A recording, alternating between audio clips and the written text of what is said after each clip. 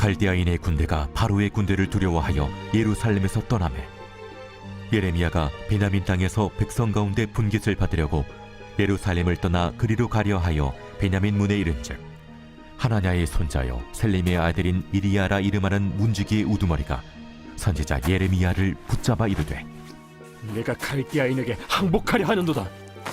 거짓이다. 나는 갈대아인에게 항복하려 하지 아니하노라.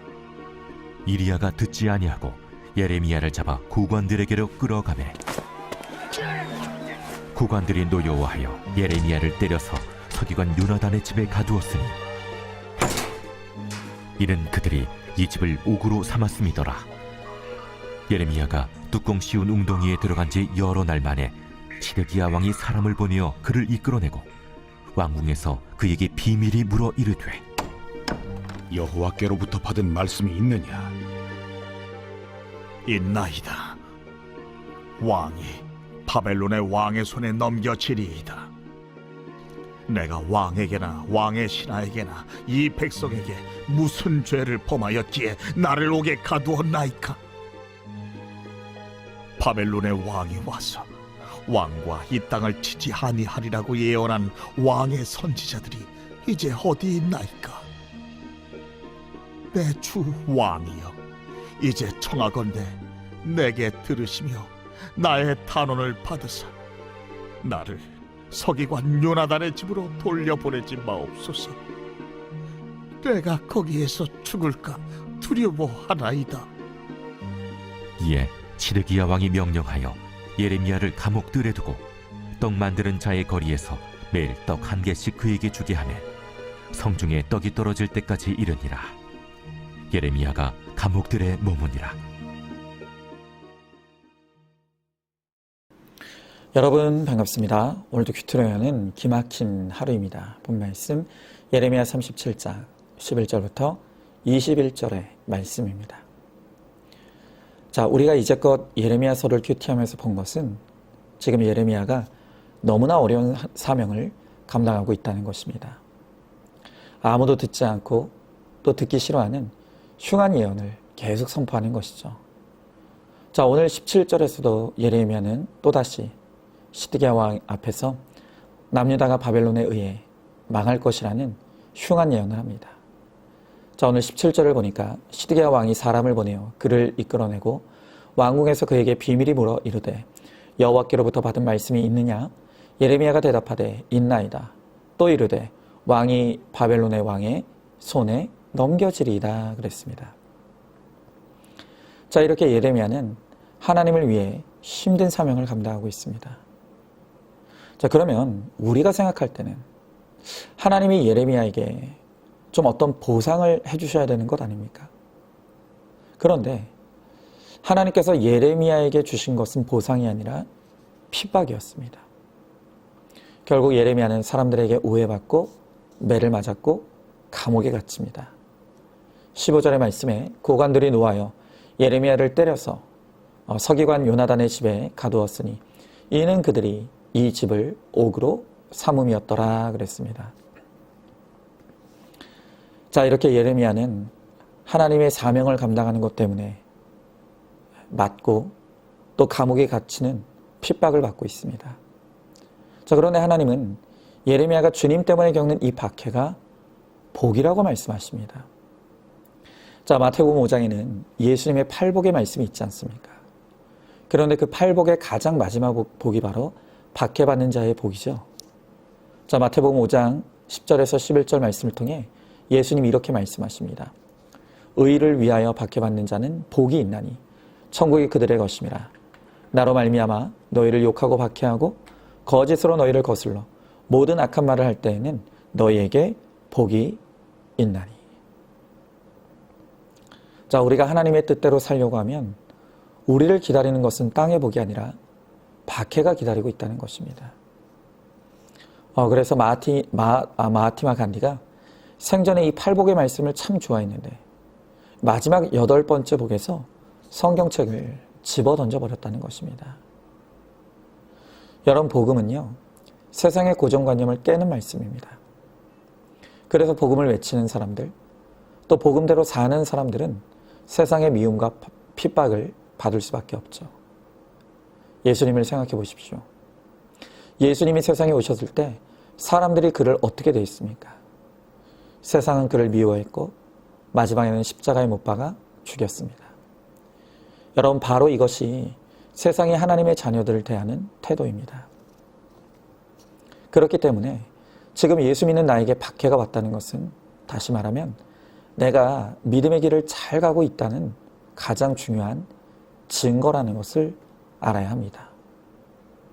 자, 그런데 여기서 우리가 중요하게 분별해야 될 것이 있습니다. 그것은 지금 우리가 받고 있는 이 박해가 의를 위한 박해인지 아니면 내 잘못을 인해 받는 박해인지를 분별해야 됩니다. 결혼 전에 교회 생활을 열심히 했던 한 자매가 있었는데 그녀가 결혼하게 되었습니다. 그런데 결혼하고 나니까 남편에게 속았다는 생각을 하게 됐습니다. 결혼하기 전에는 세상 없이 잘해줄 것 같았고 믿음도 좋은 줄 알았습니다. 그런데 막상 결혼하고 보니까 그게 아니었던 겁니다. 그래도 결혼을 했고 아이도 낳았으니 살긴 살아야 하는데 그런데 남편에 대한 배신감과 억울함을 참을 수가 없었습니다. 그래서 그 모든 것을 교회 생활을 열심히 하는 것으로 풀게 되었습니다. 그 덕분에 교회에서는 믿음 좋고 헌신적이며 충성스러운 교인으로 손꼽히게 됐죠. 그런데 이 자매의 아이들이 중고등학생이 되면서 교회를 안 나오는 겁니다. 하루는 작정하고 아이들에게 왜 교회에 안 나오느냐고 물었더니 이 아이들이 하는 말이 엄마가 믿는 예수님이 싫어서요. 아빠와는 계속 사이도 안 좋고 집안일보다 교회 일만 열심히 해요. 그런 예수님이라면 우리는 싫어요. 라고 하는 것입니다. 그 말에 이 자매가 얼마나 큰 충격을 받았는지 모릅니다. 여러분, 왜 이런 일이 일어났겠습니까? 그것은 이 자매의 인생의 목적이 거듭나지 않았기 때문입니다. 자매에게 결혼도 신앙생활도 자기 행복의 수단일 뿐입니다. 결혼의 목적이 행복이었기에 나를 행복하게 해주지 않는 남편이 해석이 되지 않아 너무 미웠습니다. 그러면서 남편이 채워주지 못하는 행복을 신앙생활로 때우려고 했던 것이죠. 우리 하나님은 결혼의 목적이 행복이 아니라 거룩이라고 말씀하십니다. 하나님은 가정 안에서 남편과 아내가 서로의 수고를 통해 깨어짐과 죽어짐을 이루어 가정을 구원 공동체로 이루라고 말씀하시는 것입니다. 아이들이 보기에 예수 믿으면 좋구나. 예수 믿으면 엄마 아빠 사이도 좋고 예수 믿으면 엄마가 집에서도 정말 잘하니 예수님 믿는다는 건 정말 좋은 거구나. 그렇게 느낄 수 있도록 해야 하지 않겠습니까? 그러나 이 자매는 자기 행복이라는 굳은 가치관이 깨어지지 않았기 때문에 자녀들부터 엄마가 믿는 예수님 믿기 싫다고 그런 이야기를 듣게 되는 것입니다. 여러분, 그렇다고 한다면 오늘 이 자매가 겪는 것은 박해가 아니라 자기 죄의 결론일 뿐이라는 것을 알아야 되겠죠. 자, 한번 질문해 봅니다. 내가 받는 박해는 믿음으로 말미암은 박해입니까? 아니면 내 죄의 결론으로 온 박해입니까? 자, 그러면 믿음으로 말미암은 박해란 어떤 것입니까? 자, 다시 마태복음 5장 11절의 말씀을 보면 믿음의 박해란 예수님을 위해 받는 박해라고 합니다. 자, 예수님은 무엇을 위해 이 땅에 오셨습니까? 구원입니다. 그러니 예수님을 위해 박해를 받는다는 것은 곧 구원 때문에 박해받는 것. 바로 그것이 믿음의 박해이고 그런 사람에게 복이 있다고 말씀하시는 것입니다. 앞선 이야기와 아주 비슷한 이야기인데요. 어느 집사님의 불신자 남편이 어느 날 교회 홈페이지에 아내를 고발하는 글을 썼다고 합니다. 고발의 내용인즉 아내가 살림을 안 해서 일주일 내내 김치만 먹었다. 목사님께서는 가정이 먼저인지 교회가 먼저인지를 알려주시기 바란다. 이런 내용이었다고 합니다. 자, 그런데 이 아내 집사님은 가정의 구원을 위해 평소에는 외출도 안 하고 집안 살림을 열심히 하는 분이었다는 것입니다. 그러다가 잠깐 성경 보고, 그러다가 잠깐 큐티하고, 또 공예배에 나가는 것뿐인데 남편은 그것을 꼬투리 잡아서 고발하는 글을 썼던 것입니다. 그러니까 결국 이 남편은 자신이 거룩하지 못하다 보니까 거룩한 아내가 성경 보고 큐티하고 예배 드리는 꼴 자체를 보기 싫었던 것입니다. 자, 이렇게 내가 가정과 직장에서 내 할 일을 다 했음에도 성경만 본다, 교회에 미쳤다, 이렇게 하는 것은 그것이 바로 의를 위한 박해라고 말할 수가 있는 것입니다. 자, 그런데 이런 이 믿음의 박해를 받을 때 정말 중요한 것이 있는데요. 그것은 바로 혈기 부리면 안 된다는 것입니다. 내가 혈기를 부리는 순간 나의 믿음의 수고는 다 쓰레기통에 들어가는 것입니다. 여러분, 우리는 믿음으로 사는 나에게 이런 박해가 왔을 때 이 박해가 1차적으로는 나에 대한 것이 아니라 바로 내가 믿는 예수님을 향한 박해이고 주님이 나와 함께 이 박해를 받고 있다는 것을 반드시 알아야 합니다.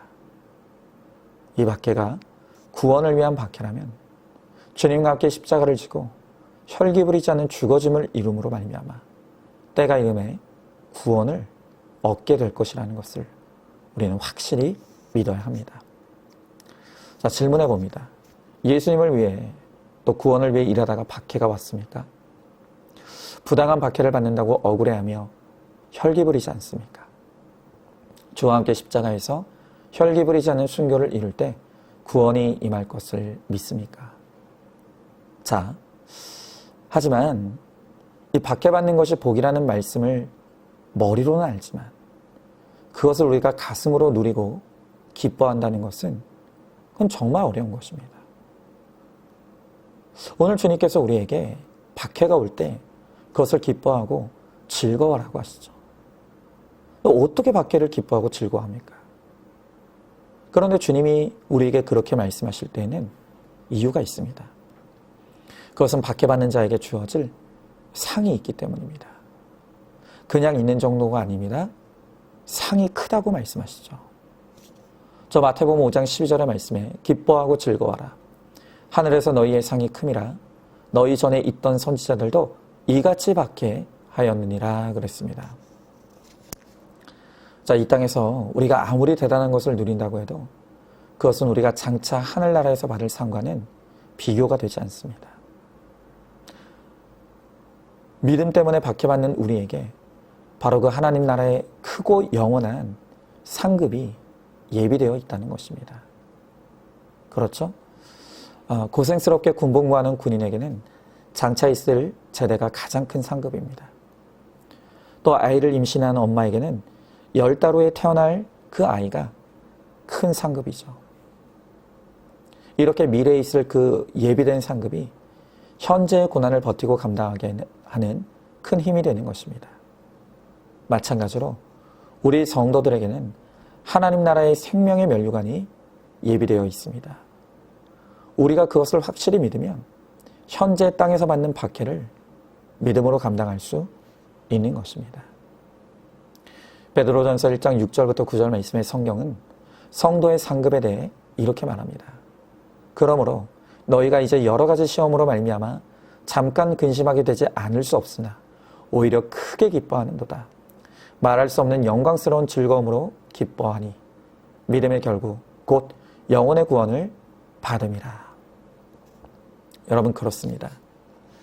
힘든 이 세상을 믿음으로 사는 동안 우리가 기뻐하고 즐거워할 수 있는 이유는 우리에게 믿음의 결국인 영혼의 구원이 예비되어 있기 때문입니다.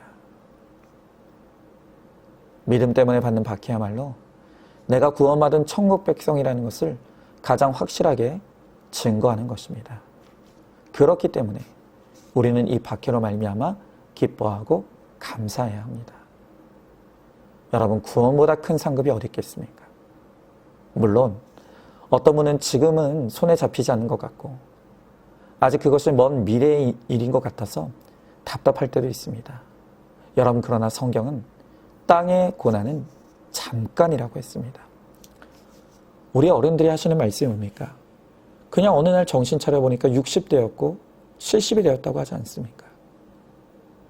이 땅의 시간이 순식간에 지나갑니다. 땅의 영광도 잠깐이고 땅의 고난도 잠깐입니다. 그러나 구원과 하늘의 상급은 영원한 것입니다.